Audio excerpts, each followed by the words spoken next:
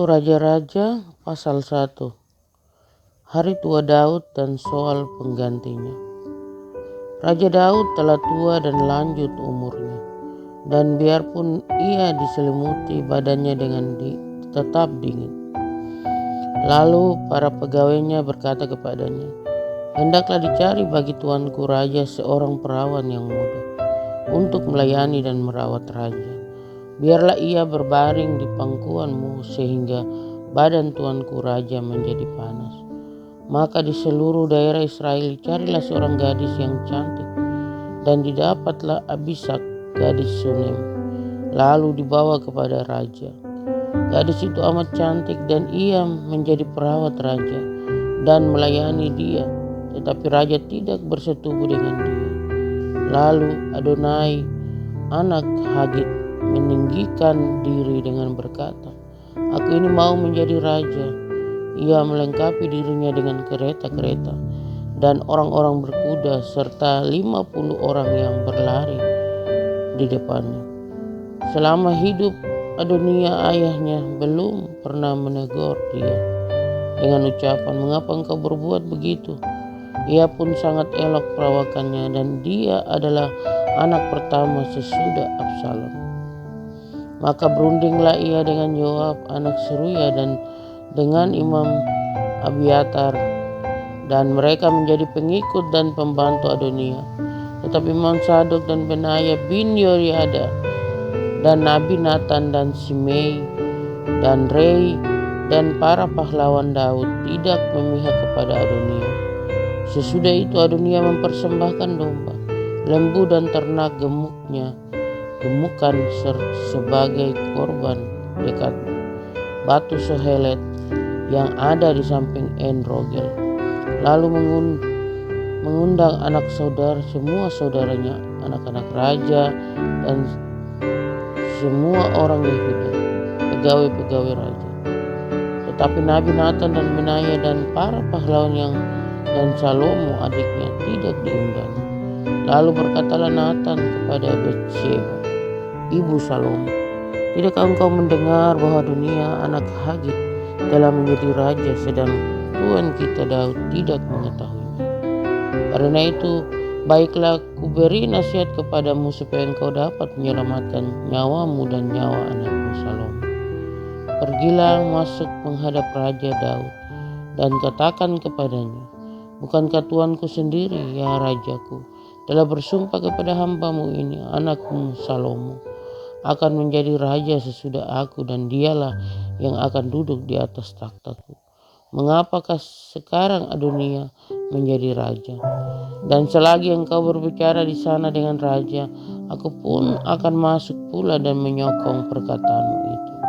Jadi masuklah Batsheba menghadap raja ke dalam kamarnya. Waktu itu raja sudah sangat tua, dan Abisak gadis Sunem itu melayani raja. Lalu Batsheba berlutut dan sujud menyembah kepada raja.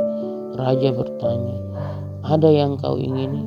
Lalu perempuan itu berkata kepadanya, "Tuanku sendiri telah bersumpah demi Tuhan Allahmu kepada hambamu ini,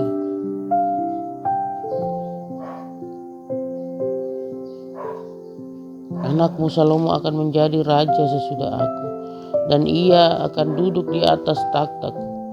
Tetapi sekarang lihatlah, Adonia telah menjadi raja, sedang tuanku raja sendiri tidak mengetahuinya.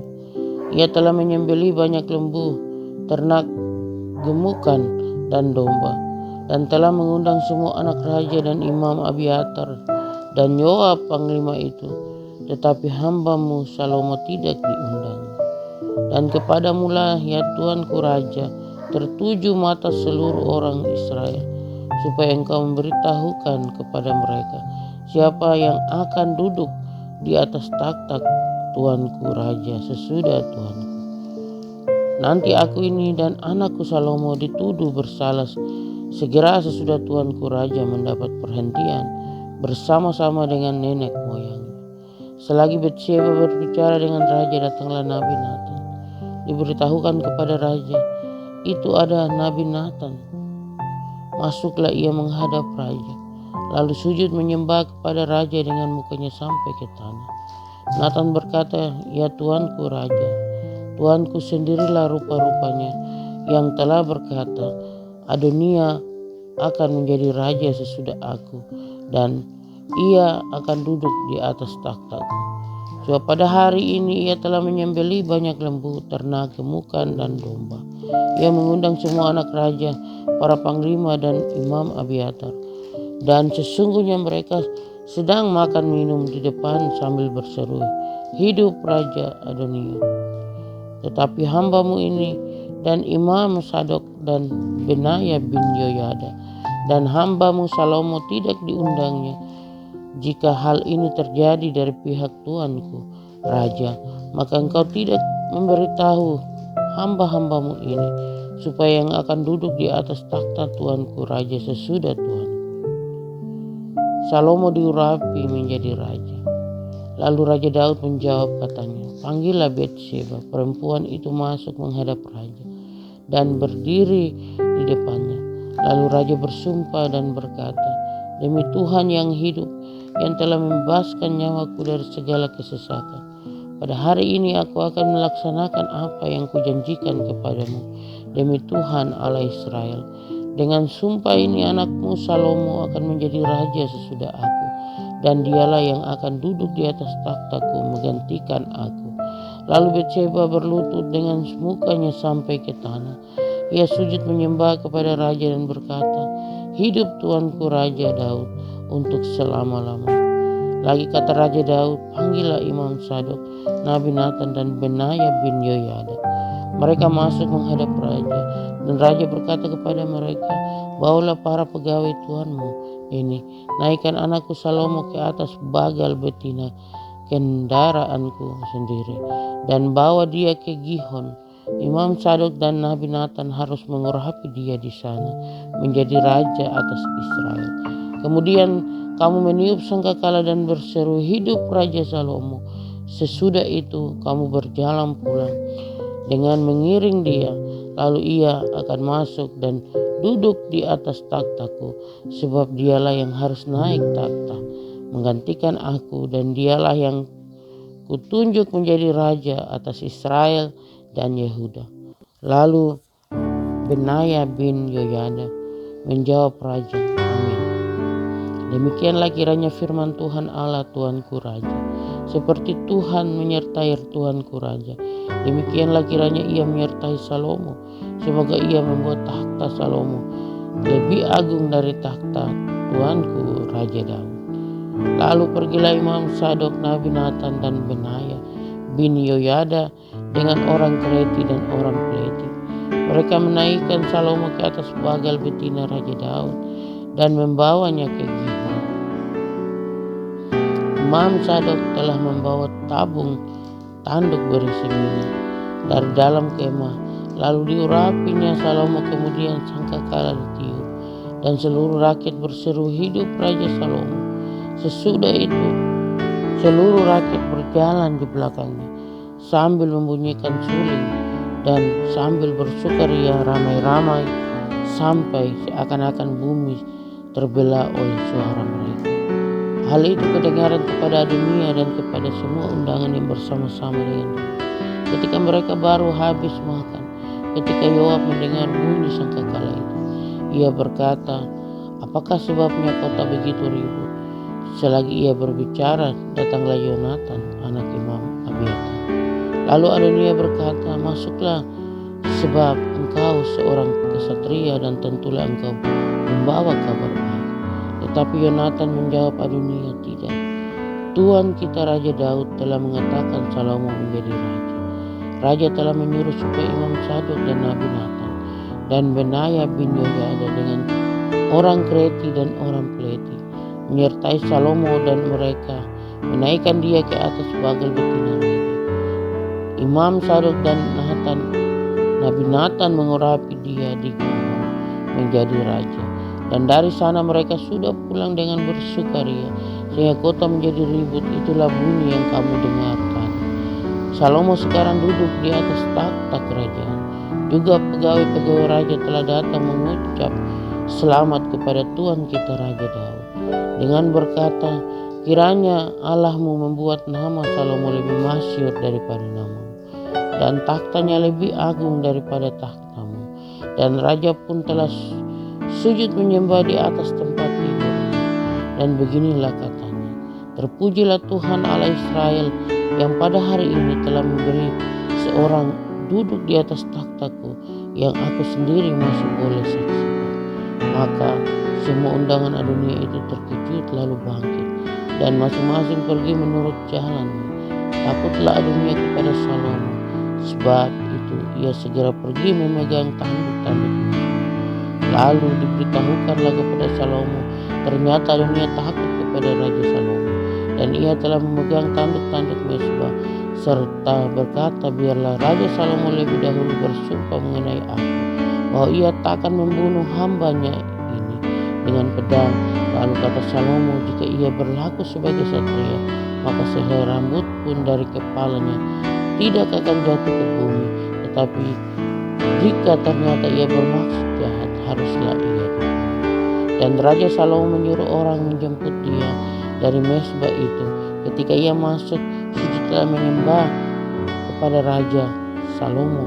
Lalu Salomo berkata kepadanya, pergilah ke rumahmu. Itu Raja-Raja 2. Pesan Daud yang terakhir sebelum meninggal. Ketika saat kematian Daud mendekat, ia berpesan kepada Salomo, aku ini akan menempuh jalan segala yang fana. Maka kuatkanlah hatimu dan berlakulah seperti laki-laki. Lakukanlah kewajibanmu dengan setia terhadap Tuhan Allahmu, dengan hidup menurut jalan yang ditunjukkannya, dan dengan tetap mengikuti segala ketetapan, perintah, peraturan, dan ketentuannya seperti yang tertulis dalam hukum Musa, supaya engkau beruntung dalam segala yang kau lakukan dan dalam segala yang kau tuju, dan supaya Tuhan menepati janji yang diucapkannya tentang aku, yakni jika anak-anakmu laki-laki tetap hidup di hadapanku dengan setia, dengan segenap hati dan dengan segenap jiwa, maka keturunanmu takkan terputus dari takhta kerajaan Israel. Dan lagi engkau pun mengetahui apa yang dilakukan kepadaku oleh Yoab anak Seruya, apa yang dilakukannya kepada kedua panglima Israel, yakni Abner bin Ner dan Amasa bin Yeter. Ia membunuh mereka dan menumpahkan darah dalam zaman damai, seakan-akan ada perang, sehingga sabuk pinggangnya dan kasut kakinya berlumuran darah. Maka bertindaklah dengan bijaksana, dan janganlah biarkan yang ubanan ini itu turun dengan selamat ke dalam dunia orang mati. Tetapi kepada anak-anak Barsilia, orang Gilead itu, haruslah kau tunjukkan kemurahan hati. Biarlah mereka termasuk golongan yang mendapat makanan dari mejamu, sebab mereka pun menunjukkan kesetiaannya dengan menyambut aku pada waktu aku melarikan diri dari depan kakakmu Absalom. Juga aku masih ada padamu Shimei bin Gera, orang Benyamin dari Bahurim. Dialah yang mengutuki aku dengan kutuk yang kejam pada waktu aku pergi ke Mahanaim. Tetapi kemudian ia datang menyongsong aku di sungai Yordan, dan aku telah bersumpah kepadanya demi Tuhan, takkan kubunuh engkau dengan pedang. Sekarang janganlah bebaskan dia dari hukuman, sebab engkau seorang yang bijaksana dan tahu apa yang harus kau lakukan kepadanya, untuk membuat yang ubanan itu turun dengan berdarah ke dalam dunia orang mati. Kemudian Daud mendapat perhentian bersama-sama nenek moyangnya, dan ia dikuburkan di kota Daud. Dan Daud memerintah orang Israel selama 40 tahun. Di Hebron ia memerintah 7 tahun, dan di Yerusalem ia memerintah 33 tahun. Salomo duduk di atas takhta Daud ayahnya, dan kerajaannya sangat kokoh. Tindakan-tindakan Salomo untuk mengokohkan takhta. Pada suatu hari Adonia anak Hagit masuk menghadap Betsheba ibu Salomo. Lalu perempuan itu berkata, apakah engkau datang dengan maksud damai? Jawabnya, ya, damai. Kemudian katanya, ada sesuatu yang hendak kukatakan kepadamu. Jawab perempuan itu, Katakanlah, lalu katanya, engkau sendiri tahu bahwa akulah yang berhak atas kedudukan raja, dan bahwa seluruh Israel mengharapkan supaya aku menjadi raja. Tetapi sebaliknya kedudukan raja jatuh kepada adikku, sebab dari Tuhanlah ia mendapatkannya. Dan sekarang satu permintaan saja kusampaikan kepadamu, janganlah tolak permintaanku. Jawab perempuan itu kepadanya, katakanlah. Maka katanya, bicarakanlah kiranya dengan Raja Salomo, sebab ia tidak akan menolak permintaanmu, supaya Abishag gadis Sunem itu diberikan kepadaku menjadi istriku. Jawab Batsheba, baik, aku akan membicarakan hal itu untuk engkau dengan raja. Batsheba masuk menghadap Raja Salomo untuk membicarakan hal itu untuk Adonia. Lalu bangkitlah raja mendapatkan serta tunduk menyembah kepadanya. Kemudian duduklah ia di atas taktanya, dan ia menyuruh meletakkan kursi untuk bunda raja. Lalu perempuan itu duduk di sebelah kanannya. Berkatalah perempuan itu, suatu permintaan kecil saja yang kusampaikan kepadamu, janganlah tolak permintaanku. Jawab raja kepadanya, mintalah ya ibu, sebab aku tidak akan menolak permintaanmu. Kata perempuan itu, biarlah Abishag gadis Sunem itu diberikan kepada kakakmu Adonia menjadi istrinya. Tetapi Raja Salomo menjawab ibunya, mengapa engkau meminta hanya Abishag gadis Sunem itu untuk Adonia? Minta jugalah untuk kedudukan raja.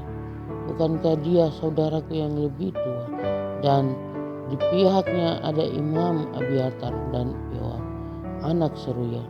Lalu bersumpahlah Raja Salomo demi Tuhan, beginilah kiranya Allah menghukum aku, bahkan lebih daripada itu, jika Adonia tidak membayarkan nyawanya dengan permintaan. Oleh sebab itu, demi Tuhan yang hidup, yang menegakkan aku dan mendudukkan aku di atas takhta Daud, anakku, dan yang membuat bagiku suatu keluarga seperti yang dijanjikannya pada hari ini, juga Adonia harus dibunuh. Lalu Raja Salomo menyerahkan hal itu kepada Benaya bin Yehoyada. Orang ini memancung dia sehingga mati. Dan kepada Imam Abiatar raja berkata, pergilah ke Anatot, ke tanah milikmu, sebab engkau patut dihukum mati, tetapi pada hari ini aku tidak akan membunuh engkau, oleh karena engkau telah mengangkat tabut Tuhan Allah di depan Daud ayahku, dan oleh karena engkau telah turut menderita dalam segala sengsara yang diderita ayahku. Lalu Salomo memecat Abiatar dari jabatannya sebagai imam. Dengan demikian Salomo memenuhi firman Tuhan yang telah dikatakannya di Shilo mengenai keluarga ini.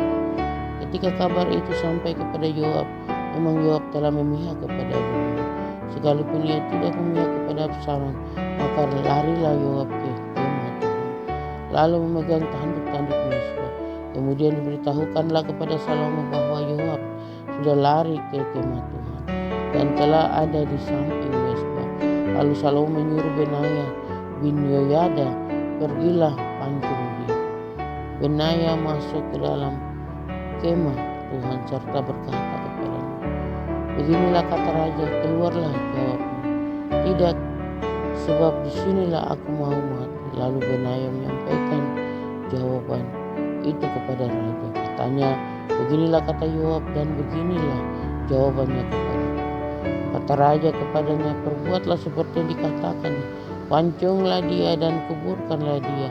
Dengan demikian engkau menjauhkan daripadaku dan daripada kaumku noda darah yang ditumpahkan Yoab dengan tidak beralasan, dan Tuhan akan menanggungkan darahnya kepadanya sendiri, karena ia telah membunuh dua orang yang lebih benar dan lebih baik daripadanya.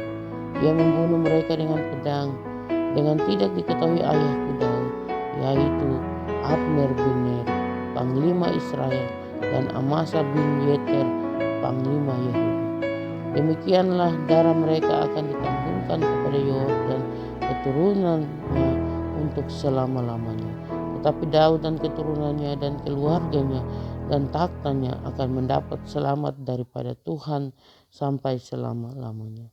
Maka berangkatlah Benaya bin Yehoyada lalu memancung dan membunuh Yoab. Kemudian dia dikuburkan di rumahnya sendiri di padang gurun. Raja mengangkat Benaya bin Yehoyada menggantikan Yoab menjadi kepala tentara. Dan raja mengangkat Imam Sadok menggantikan Abiatar. Kemudian raja menyuruh memanggil Simei dan berkata kepadanya, dirikanlah bagimu sebuah rumah di Yerusalem, dialah di sana dan janganlah keluar dari sana kemana-mana pun. Sebab ketahuilah sesungguh-sungguh bahwa pada waktu engkau keluar dan menyeberangi sungai Kidron, pastilah engkau mati dibunuh dan darahmu akan ditanggungkan kepadamu sendiri. Lalu berkatalah Simei kepada raja, baiklah demikian seperti yang tuanku raja katakan. Demikianlah akan dilakukan hambamu ini. Lalu Simei diam di Yerusalem beberapa waktu lamanya. Dan sesudah lewat 3 tahun terjadilah bahwa 2 orang hamba Simei lari kepada Akis bin Mahaka raja Gad, lalu diberitahukan kepada Simei, ketahuilah kedua orang hambamu ada di Gad. Maka berkemaslah Simei di pelanainya keledainya dan pergilah ia ke Gad kepada Akis untuk mencari hambanya itu. Lalu Simei pulang dan membawa mereka dari Gad. Ketika diberitahukan kepada Salomo bahwa tadinya Simei pergi dari Yerusalem ke Gad dan sekarang sudah pulang, maka raja menyuruh memanggil Simei dan berkata kepadanya, bukankah aku telah menyuruh engkau bersumpah demi Tuhan dan telah memperingatkan engkau begini, ketahuilah sungguh-sungguh bahwa pada waktu engkau keluar dan pergi ke kamar kemana-mana pun pastilah engkau mati dibunuh. Dan engkau telah menjawab, baiklah demikian, aku akan mentaatinya. Mengapa engkau tidak menepati sumpah demi Tuhan itu dan juga perintah yang kuperintahkan kepadamu? Kemudian kata raja kepada Simei, engkau sendiri tahu bahwa dalam hatimu segala kejahatan yang kau perbuat pada Daud ayahku, maka Tuhan telah menanggungkan kejahatanmu itu kepadamu sendiri.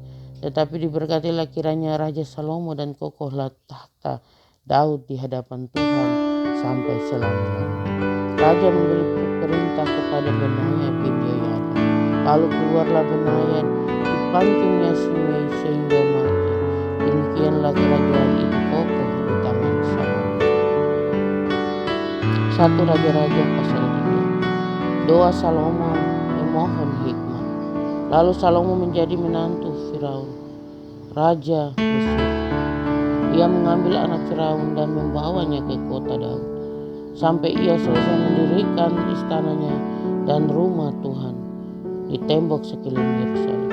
Hanya bangsa itu masih mempersembahkan korban di bukit-bukit pengorbanan, sebab belum ada didirikan rumah untuk nama Tuhan sampai pada waktu itu. Dan Salomo menunjukkan kasihnya kepada Tuhan dengan hidup menurut ketetapan-ketetapan Daud ayahnya. Hanya ia masih mempersembahkan korban sembelihan dan ukupan di bukit-bukit pengorbanan. Pada suatu hari raja pergi ke Gibeon untuk mempersembahkan korban, sebab disitulah bukit pengorbanan yang paling besar. 1000 korban bakaran dipersembahkan Salomo di atas mesbah itu. Di Gibeon itu Tuhan menampakkan diri kepada Salomo dan mimpi pada waktu malam. Berfirmanlah Allah, mintalah apa yang hendak kau berikan kepadamu. Lalu Salomo berkata, engkaulah yang telah menunjukkan kasih setiamu yang besar kepada hambamu Daud, ya ayahku, sebab ia hidup di hadapanmu dengan setia, benar dan jujur terhadap engkau. Dan engkau telah menjamin kepadanya kasih setia yang besar itu dengan memberikan kepadanya seorang anak yang duduk di tahtanya seperti pada hari ini. Maka sekarang ya Tuhan Allahku, engkaulah yang mengangkat hambamu ini menjadi raja, menggantikan Daud ayahku, sekalipun aku masih sangat muda dan belum berpengalaman. Demikianlah hambamu ini berada di tengah-tengah umatmu yang kau pilih, suatu umat yang besar, yang tidak terhitung dan tidak terkira banyaknya. Maka berikanlah kepada hambamu ini hati yang paham menimbang perkara untuk menghakimi umatmu, dengan dapat membedakan antara yang baik dan yang jahat, Sebab siapakah yang sanggup menghakimi umatmu yang sangat besar ini? Lalu adalah baik di mata Tuhan bahwa Salomo meminta hal yang demikian. Jadi berfirmanlah Allah kepadanya, oleh karena engkau telah meminta hal yang demikian dan tidak meminta umur panjang dan kekayaan atau nyawa musuhmu, melainkan pengertian untuk memutuskan hukum, maka sesungguhnya aku melakukan sesuai dengan permintaanmu itu.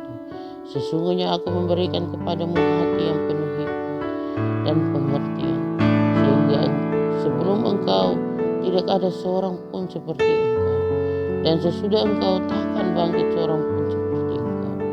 Dan juga apa yang tidak engkau minta, aku berikan kepadamu, baik kekayaan maupun kemuliaan, sehingga sepanjang umurmu takkan ada seorang pun seperti engkau di antara raja-raja. Dan jika engkau hidup menurut jalan yang kutunjukkan dan tetap mengikuti segala ketetapan dan perintahku sama seperti ayahmu Daud, maka aku akan memperpanjang umurmu. Lalu terjagalah Salomo, ternyata ia bermimpi. Sekembalinya ke Yerusalem berdirilah ia di hadapan tabut perjanjian Tuhan. Dipersembahkannya korban-korban bakaran dan korban-korban keselamatan. Kemudian ia mengadakan perjamuan bagi semua pegawainya. Hikmat Salomo pada waktu memberi keputusan. Pada waktu itu masuklah 2 orang perempuan sundal menghadap raja. Lalu mereka berdiri di depannya. Kata perempuan yang satu, "Ya tuanku, aku dan perempuan ini diam dalam satu rumah, dan aku melahirkan anak pada waktu dia ada di rumah itu. Kemudian pada hari ketiga sesudah aku, perempuan itu pun melahirkan anak. Kami sendirian, tidak ada orang luar bersama-sama kami dalam rumah. Hanya kami berdua saja dalam rumah." Pada waktu malam anak perempuan itu mati karena ia meniduri. Pada waktu tengah malam ia bangun lalu mengambil anakku dari sampingku, sementara hambamu ini tidur. Dibaringkannya anakku itu di pangkuannya, sedang anaknya yang mati dibaringkannya di pangkuan. Ketika aku bangun pada waktu pagi untuk menyusui anakku, tampaklah anak itu sudah mati. Tetapi ketika aku mengamat-amat dia pada waktu pagi itu, tampaklah bukan dia anak yang kulahirkan. Kata perempuan yang lain itu, "Bukan anakku lah yang hidup dan anakmu lah yang mati." Tetapi perempuan yang pertama berkata pula, "Bukan anakmu lah yang mati dan anakku lah yang hidup." Begitulah mereka bertengkar di depan raja. Lalu berkatalah raja yang seorang berkata, "Anakku lah yang hidup dan anakmu lah yang mati." Yang lain berkata, "Bukan, anakmu lah yang mati dan anakku lah yang hidup."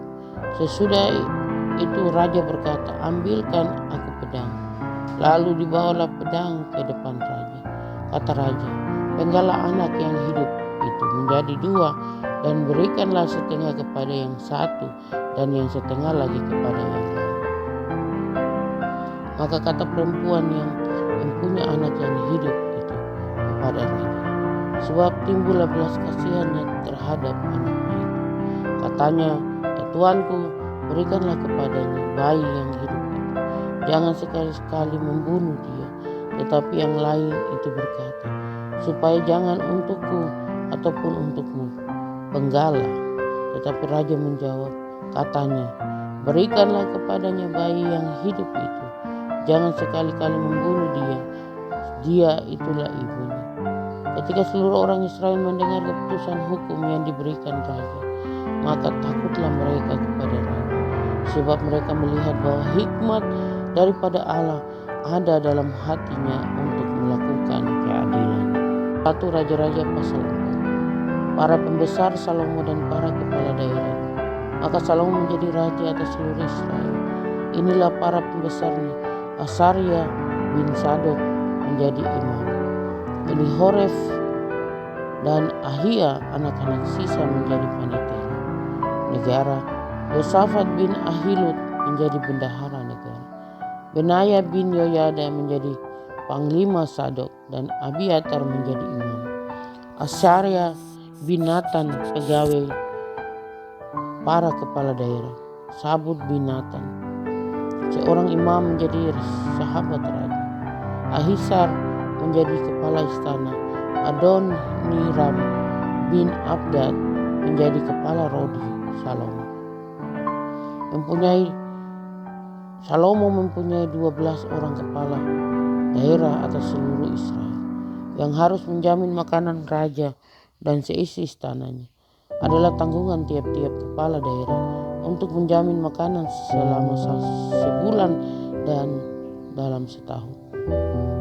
Inilah nama-nama mereka: Ben Hur di pegunungan Efraim, Ben Deker di Makas di Saalbim, di Bet Semen dan di Elon Bet Hanaan, Ben Hesed di Arubot, wilayahnya ialah Soko dan seluruh tanah Hefet.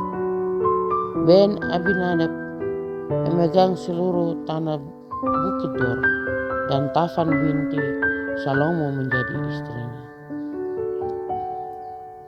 Baana bin Ahihud memegang Tahanak, Megido dan seluruh Bet Sean yang di sebelah Sartan di sebelah hilir Israel, dari Bet Sean sampai Abel Mehola sampai ke seberang Yokmeam. Selanjutnya Ben Geber di Ramot Gilead, wilayahnya ialah Hawot Yair yang di Gilead. Yair ialah anak Manasye. Juga wilayah Argob yang di Basan, dipegangnya 60 kota besar, berpagar tembok dan berpalang pintu tembaga. Ahinah Nadab bin Ido memegang Mahanaim. Selanjutnya Ahiamas di Naftali, ia juga mengambil seorang anak Salomo menjadi istrinya, yakni Basmat. Selanjutnya Baana bin Husai bin Asyir dan Ad di Alot. Lalu Yosafat bin Paruah di Isaskar dan Simei bin Elah di Benyamin. Geber bin Uri di tanah Gilead memegang tanah Sihon, raja orang Amori, dan tanah Og, raja Basan, dan dialah satu-satunya kepala daerah yang ada di tanah itu. Orang Yehuda dan orang Israel jumlahnya seperti pasir di tepi laut. Mereka makan dan minum serta bersukaria. Kebesaran Salomo. Maka Salomo berkuasa atas segala kerajaan, mulai dari sungai Efrat sampai negeri orang Filistin, dan sampai ke Tafal, batas Mesir. Mereka menyampaikan upeti dan tetap takluk kepada Salomo seumur hidupnya. Adapun persediaan makanan yang diperlukan Salomo untuk sehari ialah 30 kor tepung yang terbaik dan 60 kor tepung biasa, 10 ekor lembu gemukan dan 20 lembu gembalaan, dan 100 ekor domba, belum terhitung rusa kijang, rusa dandi, dan gangsa piaraan. Sebab ia berkuasa atas seluruh tanah di sebelah sini sungai Efrat, mulai dari Tifsas sampai ke Gaza, dan atas semua raja di sebelah sini sungai Efrat. Ia dikaruniai damai di seluruh negerinya, sehingga orang Yehuda dan orang Israel diam dengan tentram, masing-masing di bawah pohon anggur dan pohon aren, dari Dan sampai Betseba seumur hidup Salomo. Lagi pula Salomo mempunyai kuda 40.000 kandang untuk kereta-keretanya, dan 12.000 roti untuk orang berkuda. Dan para kepala daerah itu menjamin makanan Raja Salomo serta semua orang yang ikut makan dari meja Raja Salomo. Mereka membayarnya masing-masing dalam bulan gilirannya, dengan tidak mengurangi sesuatu apapun, jelai dan jerami untuk kuda-kuda biasanya dan kuda-kuda teji dibawa mereka ke tempat yang semestinya, masing-masing menurut tanggungannya. Dan Allah memberikan kepada Salomo hikmat dan pengertian yang amat besar, serta akal yang luas seperti dataran pasir di tepi laut. sehingga hikmat Salomo melebihi hikmat segala Bani Timur dan melebihi segala hikmat orang Mesir. Ia lebih bijaksana daripada semua orang, daripada Etan orang Esrahi itu, dan daripada Heman, Kalkol, dan Dardan, anak-anak Mahol. Sebab itu ia mendapat nama di antara segala bangsa di sekelilingnya. Ia mengubah 3.000 amsal, dan nyanyiannya ada 1.005. Ia bersajak tentang pohon-pohonan, dari pohon aras yang di gunung Libanon sampai kepada hisop yang tumbuh pada dinding batu. Ia berbicara juga tentang hewan dan tentang burung-burung dan tentang binatang-binatang melata dan tentang ikan-ikan. Maka datanglah orang dari segala bangsa mendengarkan hikmat Salomo, dan ia menerima upeti dari semua raja-raja di bumi yang telah mendengar tentang hikmatnya itu. Raja pasal 5. Persiapan untuk mendirikan bait suci. Hiram Raja Tirus mengutus pegawai-pegawainya kepada Salomo, karena didengarnya bahwa Salomo telah diurapi menjadi raja menggantikan ayahnya. Sebab Hiram senantiasa bersahabat dengan Daud.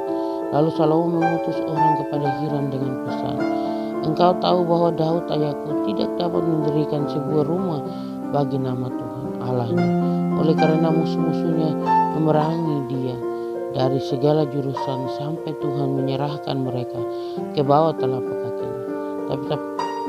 Tetapi sekarang Tuhan Allahku telah mengaruniakan keamanan kepadaku. Di mana-mana tidak ada lagi lawan dan tidak ada lagi malapetaka menimpa, dan ketahuilah, aku berpikir-pikir hendak mendirikan sebuah rumah bagi nama Tuhan Allahku, seperti yang dijanjikan Tuhan kepada Daud ayahku. Demikian anakmu yang hebat hendak kedudukan nanti di atas takhtamu menggantikan engkau. Dialah yang akan mendirikan rumah itu bagi namaku. Oleh sebab itu perintahkanlah orang menebang bagiku pohon-pohon aras dari gunung Libanon, dan biarlah hamba-hambaku membantu hamba-hambamu, dan upah hamba-hambamu akan kubayar kepadamu seberapa juga kau minta, sebab engkau tahu bahwa di antara kami tidak ada seorang pun yang pandai menebang pohon sama seperti orang Sidon." Maka segera sesudah Hiram mendengar pesan dari Salomo itu, ia sangat bersukacita serta berkata, "Terpujilah Tuhan pada hari ini, karena ia telah memberikan kepada Daud seorang anak yang bijaksana untuk mengepalai bangsa yang besar ini." Lalu Hiram mengutus orang kepada Salomo mengatakan, "Aku telah mendengar pesan yang kau suruh sampaikan kepadaku tentang kayu aras dan kayu sanobar. Aku akan melakukan segala yang kau kehendaki. Hamba-hambaku akan membawanya turun dari gunung Libanon ke laut, dan aku akan mengikatnya menjadi ratu-ratu ke laut untuk dibawa sampai ke tempat yang akan kau tunjukkan kepadaku. Kemudian akan kusuruh bongkar semuanya di sana, sehingga engkau dapat mengangkutnya. Sementara itu engkau hendaknya menyediakan makanan bagi seisi istana, seberapa yang kukehendaki." Demikianlah Hiram memberikan kayu aras dan kayu sanobar kepada Salomo, seberapa yang dikehendaki. Lalu Salomo memberikan kepada Hiram 20.000 kor kayu, bahan makanan bagi seisi istana, dan 20 kor minyak tumbuk.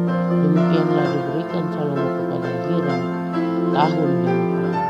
Dan Tuhan memberikan hikmat kepada Salomo seperti yang dijanjikannya kepadanya. Maka hikmat ada antara Hiram dan Salomo. Lalu mereka berdua mengadakan perjanjian. Raja Salomo mengerahkan orang Rodi dari antara seluruh Israel. Maka orang Rodi itu ada 30.000 orang. Ia menyuruh mereka ke gunung Libanon, 10.000 orang dalam sebuah berganti-ganti. Selama sebulan mereka ada di Libanon. Selama 2 bulan di rumah Adoniram menjadi kepala. Lagi pula Salomo mempunyai 70.000 kulit dan 80.000 tukang pahat di pegunungan. Belum terhitung para mandur kepala Salomo yang mengepalai pekerjaan itu, yakni 3.300 orang wanita yang mengawasi rakyat yang mengerjakan pekerjaan itu. Dan raja memerintahkan supaya mereka melinggis batu yang besar, batu yang mahal-mahal untuk membuat dasar rumah itu dari batu pahat. Maka tukang-tukang Salomo dan tukang-tukang Hiram serta orang-orang Gebal memahat dan menyediakan kayu dan batu untuk mendirikan rumah itu.